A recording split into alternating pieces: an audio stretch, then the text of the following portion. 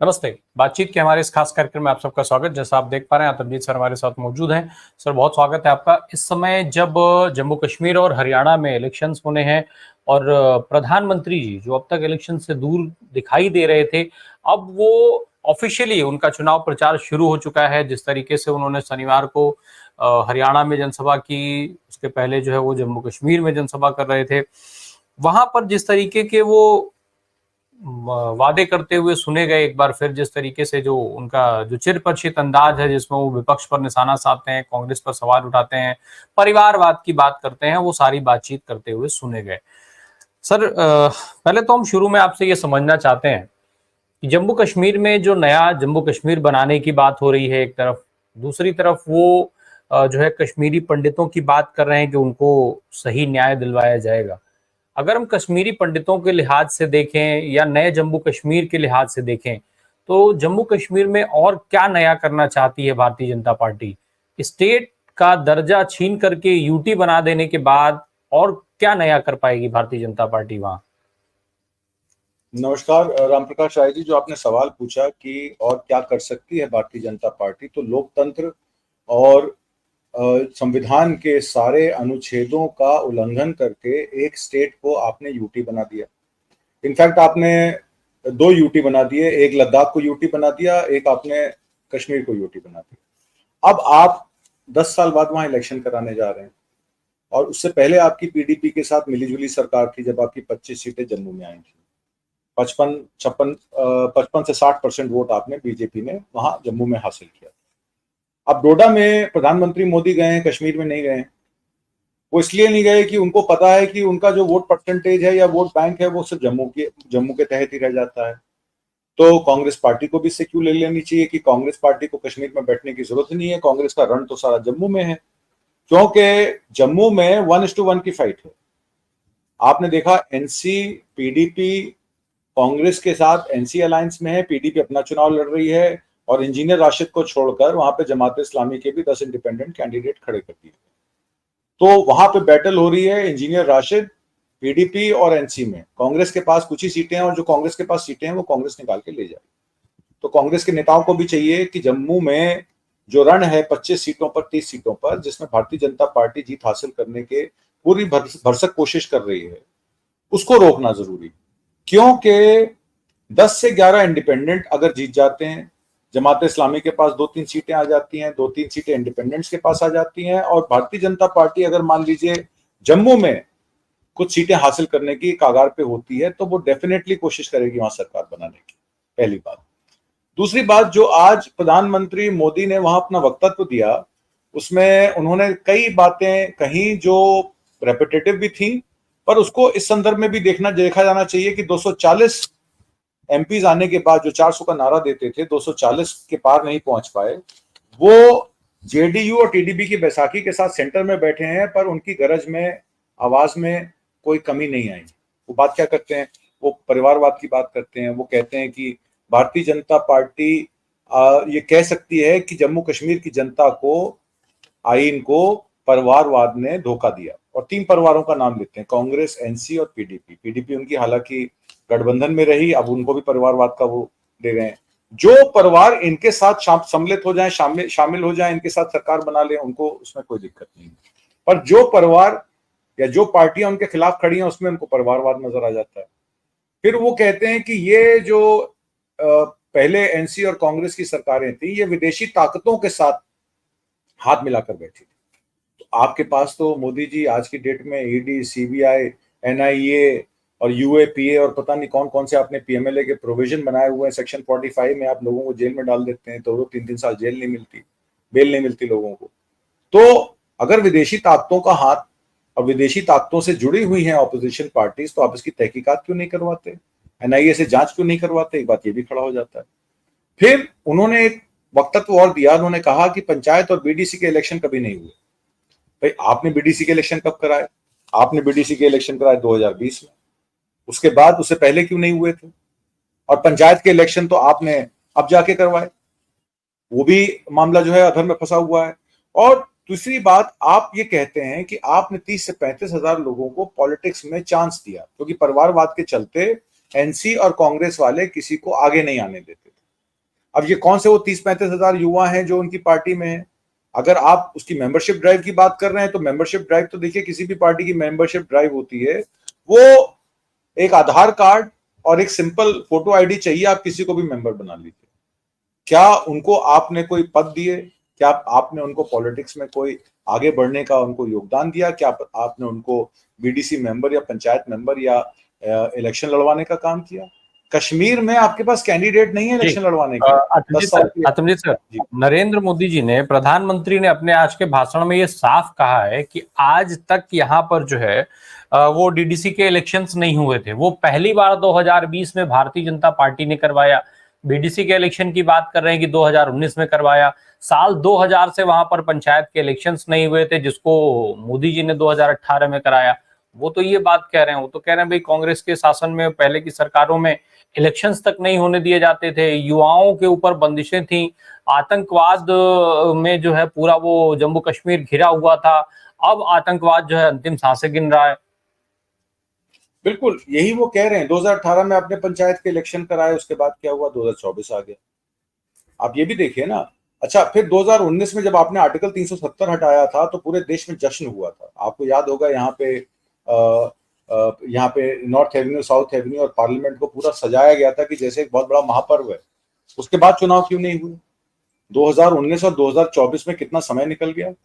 लोगों के क्या हक, लोगों की जो लोगों की नौकरियां हैं, लोगों को जो एजुकेशन है, हेल्थ सर्विसेज हैं, क्या आपने आर्टिकल 370 हटा के क्या वो मुहैया कराएंगे? आपने वहां पे एलजी रूल लगा दिया। पहले वहां मुरुकू थे, बाद में आपने मनोज सिन्हा को रखा। अब वहां का अगर देखा जाए तो पूरा एक समस्या एलजी रूल है, जिसकी रिपोर्टिंग डायरेक्टली गृह मंत्रालय को होती है। वहां हेल्थ और एजुकेशन के नाम पे क्या हो रहा है, कितने पैरामीटर्स हैं, लोगों की आय क्या है, लोगों की इनकम क्या है, कितने लोग, कितना लाभार्थी वर्ग है वहां पे जिनको फ्री राशन बांटा जाता है, कितने लोग हैं जिनको नौकरियां मिलती हैं। वहां के लोग ये कह रहे हैं, उनकी कंप्लेंट ये है कि बाहर के लोग वहां आ गए हैं और उनकी जो भी थोड़ी बहुत नौकरियां वहां निकलती थी, डॉक्टर, इंजीनियर, चार्टर्ड अकाउंटेंट, वो भी बाहर के लोग आ गए और सरकार उन्हीं को काम दे रही है। ठेकेदारी प्रथा वहां शुरू हो गई। बाहर की बड़ी बड़ी कंपनियां आके वहां लिथियम आयन की माइनिंग का, एसेंशियल मिनरल्स का काम कर रही हैं। अदानी अंबानी जैसे बड़े बड़े कॉर्पोरेट आ गए हैं, एलएनटी आ गया है, टाटा आ गया है, पर वो बाहर के ही इंजीनियर और बाहर की ही लेबर फोर्स लेके आ रहे हैं। यहाँ लेबर का काम भी जो है कश्मीरियों को नहीं मिल रहा है।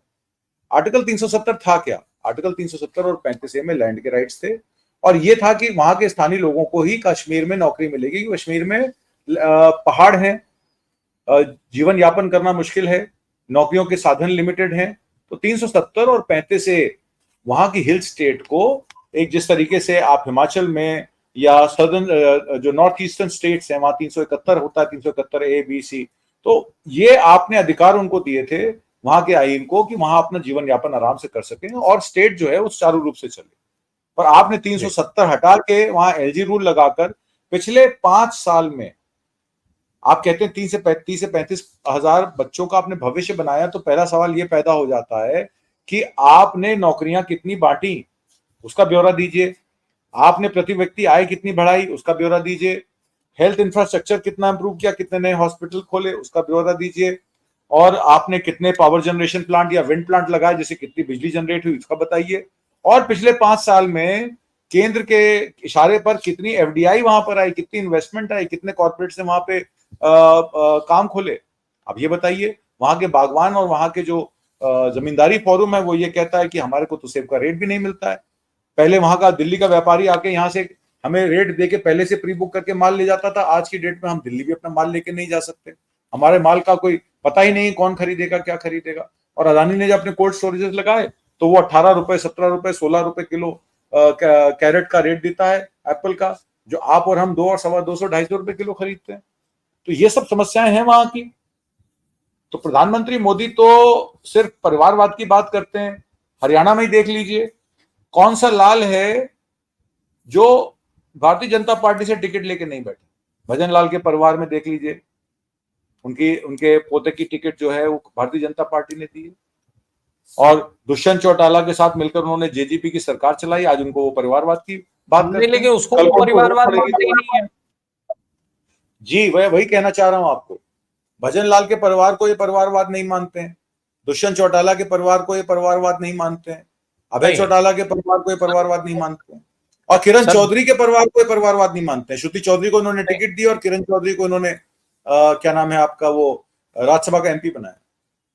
सर वो किसी परिवार की बात मैं नहीं कर रहा हूं। भाजपा में जितने भी इस तरीके के लोग हैं उनको ये परिवारवाद नहीं मानते हैं, चाहे वो राजनाथ सिंह से लेकर के, और जो बहुत लंबी फहरिस्त है, कई लोग मंत्री हैं। अनुराग ठाकुर साहब जो है बहुत पुराने कर्मठ कार्यकर्ता, जो बिल्कुल बचपन से भारतीय जनता पार्टी की सेवा करते आ रहे हैं, वो मंत्री बनाए गए थे क्योंकि उनके पिताजी तो भाजपा में थे नहीं, उनके पिताजी तो मंत्री थे नहीं। पीयूष गोयल हैं, उनके पिताजी का कोई संबंध तो था नहीं भारतीय जनता पार्टी और संघ से। राजनाथ सिंह के बेटे, एक बेटा विधायक है, भाई उनका तो कोई संबंध रहा नहीं है। दूसरे बेटे के लिए लगातार आप देखते होंगे कि यहां से लेकर के दिल्ली तक किस तरीके के बैनर पोस्टर लगाए जाते हैं, तो उनका वो कहीं परिवारवाद तो है नहीं। तो भाजपा में जितने भी इस तरीके के लोग हैं उनकी तो वो तो कहीं परिवारवाद की श्रेणी में आते ही नहीं है। केवल विपक्ष के किसी भी दल में अगर लोग हैं तो वो जाते हैं। जैसे ठीक जैसे जो बात अभी आप कह रहे थे कि जो दल भाजपा के साथ रहेगा वो आतंकवादी नहीं रहेगा, उनका किसी विदेशी ताकत से कोई संबंध नहीं रहता है। लेकिन जैसे ही वही दल कांग्रेस के साथ जाता है या किसी और दल के साथ चला जाता है, इन्हीं महबूबा मुफ्ती के साथ बैठ करके मोदी जी की सरकार चलाई गई थी ना। लेकिन जब देखे कि हाँ भाई अब चीजें हमारे हिसाब से होनी है, फिर वो उनसे अलग हो गए। आज उनको आतंकवादी और आतंकवादियों के साथ रखने वाला, विदेशी ताकतों के साथ जाने क्या क्या आरोप लगाए जा रहे हैं। अमित शाह साहब 10 सवाल पूछ लेते हैं। मैं रामप्रकाश राय जी आपके माध्यम से ये भी सवाल पूछना चाहता हूँ, कल को इल्तिजा मुफ्ती इलेक्शन जीत जाती है, पीडीपी के मान लीजिए कश्मीर में 6 या 7 सीटें आती हैं और बीजेपी का कोई समीकरण बनता है सरकार बनाने का, तो क्या वो महबूबा मुफ्ती और इल्तिजा मुफ्ती से अपना वो नहीं करेंगे, हैंडशेक नहीं करेंगे? बिल्कुल तो बिल्कुल बिल्कुल वही चीज है ये परिवारवाद पे। और एक बड़ी बात उन्होंने कही, मैं वो भी चिन्हित करना चाहता हूं। उन्होंने ये कहा कि आतंकवाद जो है, आतंकवादी जो है, उन्होंने हाथ मिला रखे थे पहले सत्तारूढ़ पार्टियों के साथ। उन्होंने सीधा सीधा इल्जाम नेशनल कॉन्फ्रेंस और कांग्रेस पे लगाया कि जो टेररिज्म था, जो आतंकवाद था, वो इन्हीं के द्वारा स्पॉन्सर किया हुआ विषय था, जिसमें हजारों लोग मर गए।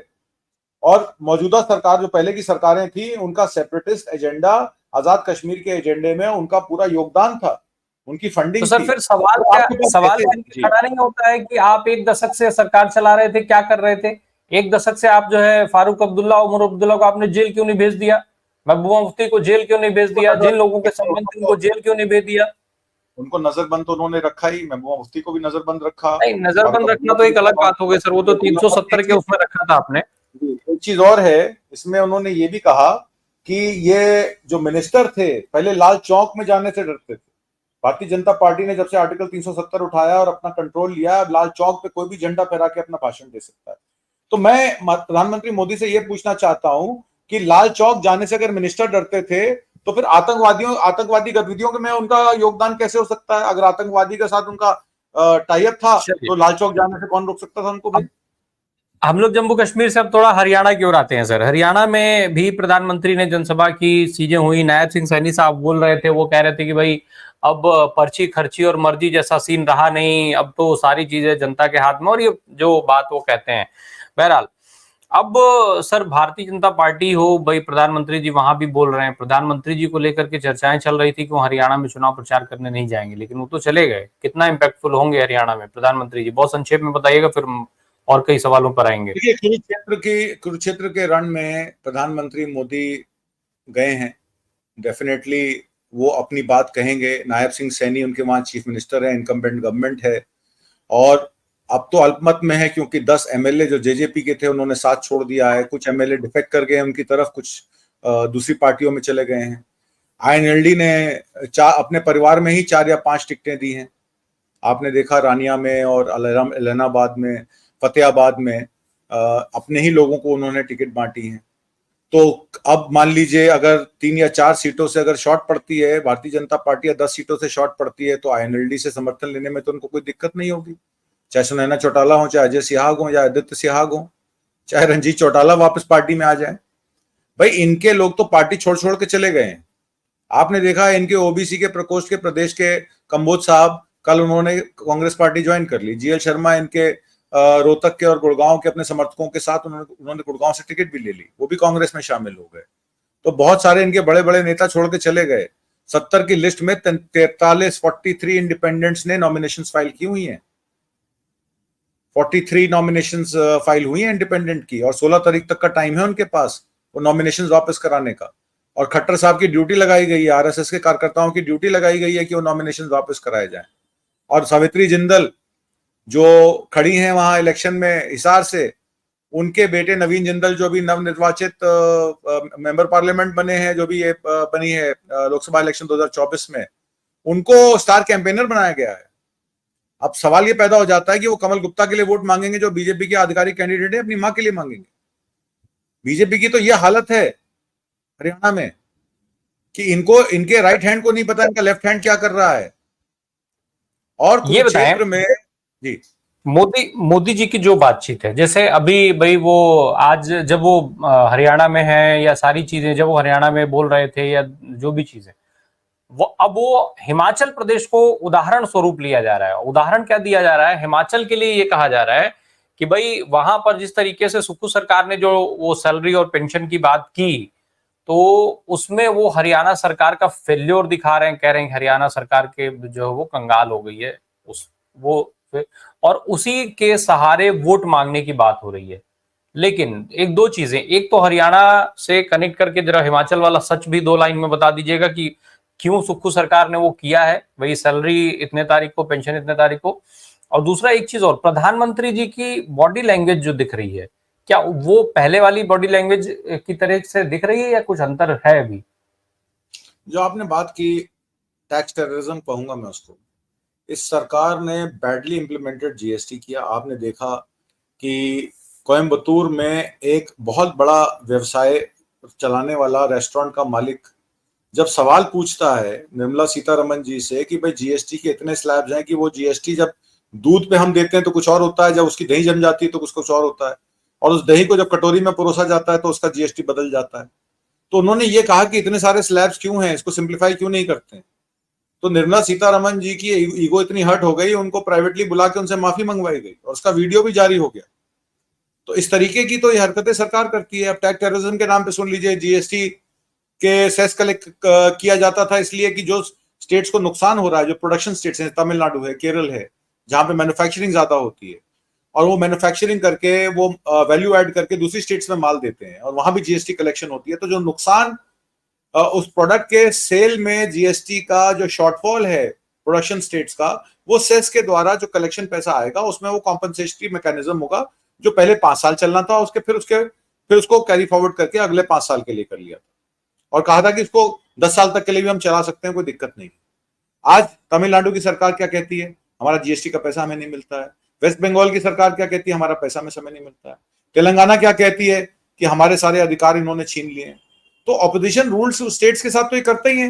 हिमाचल क्योंकि प्रोटेक्टेड है, हिमाचल छोटी स्टेट है, हिमाचल का बजट छोटा है, हिमाचल के टैक्स एवेन्यूज कम है, तो केंद्र की सरकार को चाहिए हिमाचल और उत्तराखंड को सपोर्ट करे। भाई बाढ़ आ जाती है, त्रासदी आ जाती है, आपने देखा अभी पीछे हिमाचल में कितनी त्रासदी आई बाढ़ की, पिछले साल भी और इस साल भी। अभी पिछले साल की बाढ़ त्रासदी का वो डैमेज कंट्रोल कर नहीं पाए और इस साल फिर ब्यास नदी में उफान के चलते आपने देखा मनाली और कुल्लू में और किस तरीके से सड़कें टूटी और पुल टूटे। ये तो केंद्र सरकार का काम है ना उनको रिलीफ देना, पर केंद्र की सरकार कहती है क्योंकि अब डबल इंजन की सरकार नहीं है हम उनको रिलीफ नहीं देंगे। तो बेचारे वो अपना खर्चा निकालेंगे कैसे? भाई पेट्रोल डीजल का, क्रूड ऑयल का तेल सस्ता हुआ, क्या प्रधानमंत्री मोदी जी ने पेट्रोल और डीजल के प्राइस कम किए? नहीं किए। तो ये जो प्रॉफिट कंपनियां कमाती हैं, तो ये प्रॉफिट डिजास्टर मैनेजमेंट के लिए यूज होना चाहिए ना।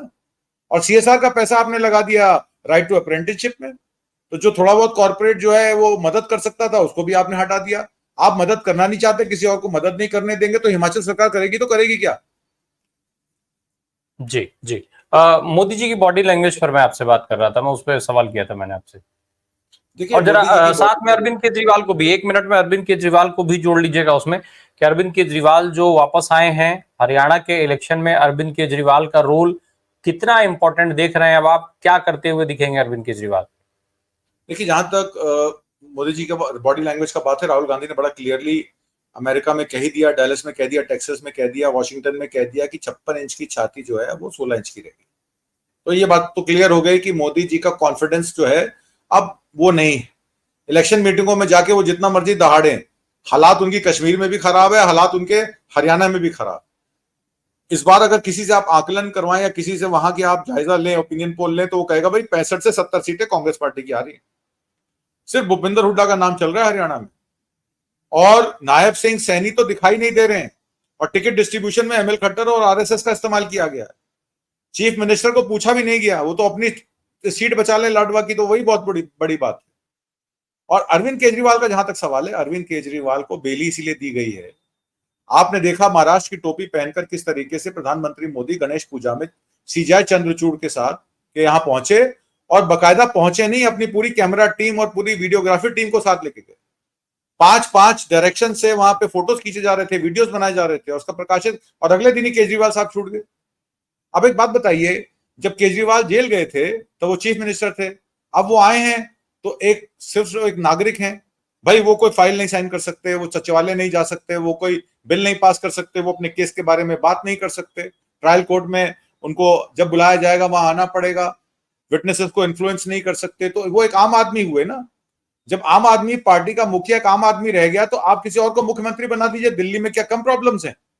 बाढ़ की समस्या है, सीवेज की समस्या है, ई कोलाई की समस्या है, इस ट्रैफिक की समस्या है, एजुकेशन और हेल्थ। भाई आपको एक वर्किंग सीएम चाहिए जो 12 से 14 घंटे काम करे। एक एक मिनिस्टर के पास 6-6 पोर्टफोलियो हैं, और आप चीफ मिनिस्टर की गद्दी से उतरने का नाम ही नहीं ले रहे हैं। अगर आप अपने आप को समर्पित कह रहे हैं देश को, तो आप चीफ मिनिस्टर की गद्दी से रिजाइन कर दीजिए, किसी और को दे दीजिए, जब तक आपके केसेस क्लियर नहीं हो जाते। भाई ये जो एनार्किज्म है, ये एनार्की है, ये केजरीवाल साहब ने जो सीखी है वो मोदी जी से सीखी है। और जिस तरीके का मोदी जी का आचरण है, व्यवहार है, आपने देखा मुरली मनोहर जोशी जी को बीजेपी में वापस शामिल क्यों करवाया गया? पहले तो मार्गदर्शक मंडल में भेज दिया गया था। मोदी जी ने यह सोचा था कि जब मैं 75 का होऊंगा तो क्या होगा, क्योंकि अब वो रूल्स जो है वो सबके लिए बराबर के होने चाहिए, तो उन्होंने मुरली मनोहर जोशी जी को फिर से बीजेपी में शामिल करवा दिया, नड्डा जी को बेच के। तो आपने उनको जाने को क्यों कहा था जब उनको वापस ही लेना था? तो इस तरीके की जब चीजें होती हैं तो ये समझ में आता है कि सत्ता का लोभ जनता से नेता इनको, प्रधानमंत्री को और अरविंद केजरीवाल को इतना दूर कर चुका है कि उनको सच्चाई दिखाई नहीं दे रही। पर जो वोटर है वो जागरूक है। हरियाणा और जम्मू कश्मीर इलेक्शन में आप देख लीजिएगा, ना अरविंद केजरीवाल का कोई प्रभाव पड़ेगा हरियाणा के इलेक्शन में, और ना मोदी जी की जो दहाड़ है उसका कोई असर पड़ेगा जम्मू कश्मीर। निश्चित तौर पे। और अरविंद केजरीवाल का इस्तेमाल भाजपा कैसे करती है, ये भी देखने वाली बात होगी। बहुत बहुत धन्यवाद आतिम जी सर, इन महत्वपूर्ण सवालों पर हमसे चर्चा करने के लिए। Thank you so much.